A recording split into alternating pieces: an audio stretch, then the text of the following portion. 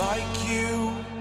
Be strong to hold the powers of the Me tocó hacer un vuelo en un avión que había salido recientemente de un mantenimiento total, un overhaul completo, lo habían desarmado, lo habían prácticamente hecho nuevo.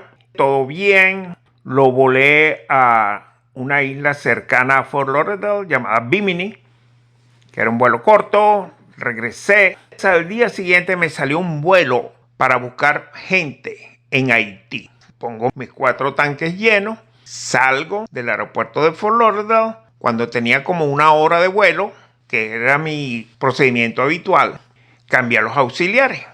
Siempre que yo cambiaba para los auxiliares en un Cessna 402, me quedaba mirando un rato los indicadores de flujo o los fuel flow para ver que habían entrado, para chequear que los tanques estaban fluyendo normalmente a través de la válvula selectora en la cabina hacia los motores.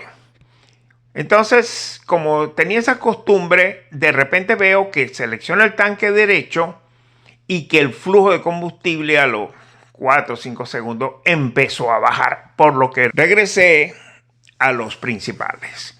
Bueno, me extrañó. A veces pasa porque las válvulas que están en la cabina tienen algún problema, y eso, los que hemos volado bastante 402, siempre tenemos cuidado con eso. Eso también pasa en el Cessna 310.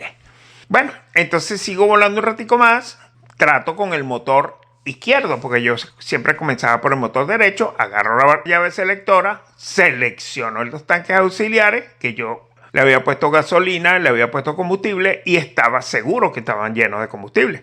Entonces cuando lo paso, espero otra vez con mi mano en la selectora y veo que el flujo de combustible de ese lado comienza a bajar, así que lo pasé otra vez a la principal para que no se me apagara el motor. Entonces eso me dejó bastante impactado, pero sigo volando un ratico más y vuelvo otra vez con el tanque derecho, selecciono principales y vuelvo otra vez a pasar la misma cosa. El fuel flow empezó a caer, significando que por alguna razón el tanque auxiliar no estaba proviendo el combustible al motor. Entonces lo puse otra vez en principal y seguí normalmente. Me voy a la izquierda y hago lo mismo y sucede lo mismo.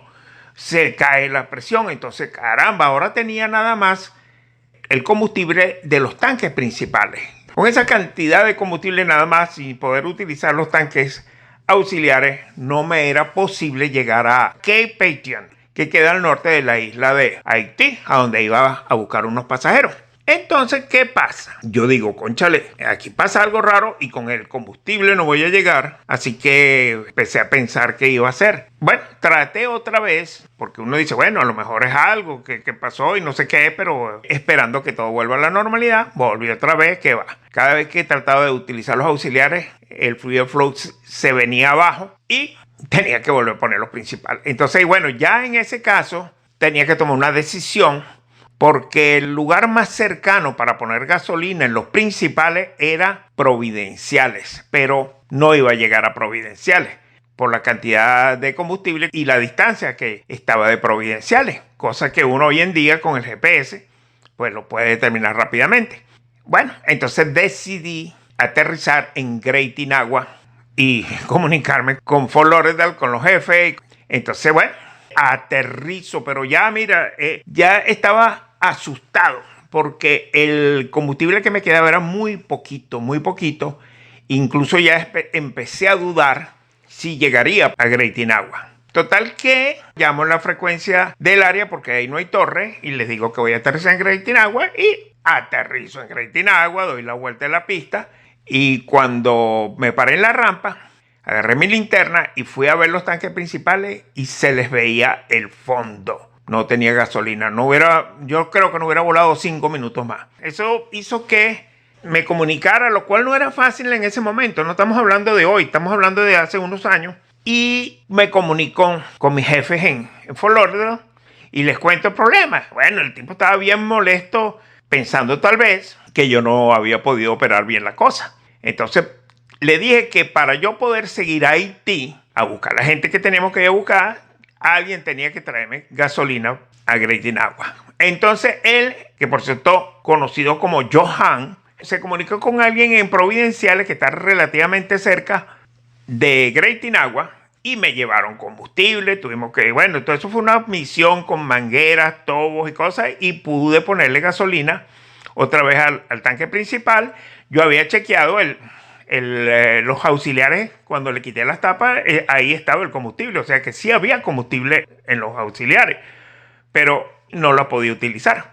Así que bueno, llené las puntas y seguí aquí a Patreon, donde sí iba a poder llegar, y llegué allá, busqué los pasajeros, puse combustible en los principales, y esta vez no me vine directo, sino me vine a Providenciales, y de Providenciales me vine a Nassau, y de Nassau fue que llegué a Fort Lauderdale, porque no quería estar llegando con gente a bordo a niveles de combustible bajos.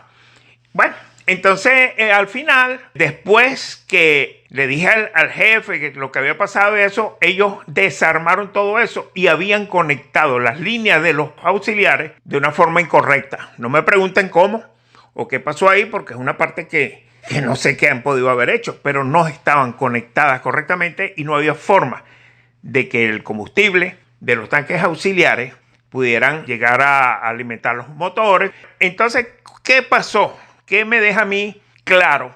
Que el error, cuando se hicieron los vuelos de prueba y se hicieron todo eso, nunca se chequeó que los tanques auxiliares estuvieran trabajando. Yo no lo chequeé, fue mi error. Porque si no, el problema se hubiera detectado antes y no hubiera casi causado un accidente como el que estuve a punto de tener. Muchas gracias, muchachos.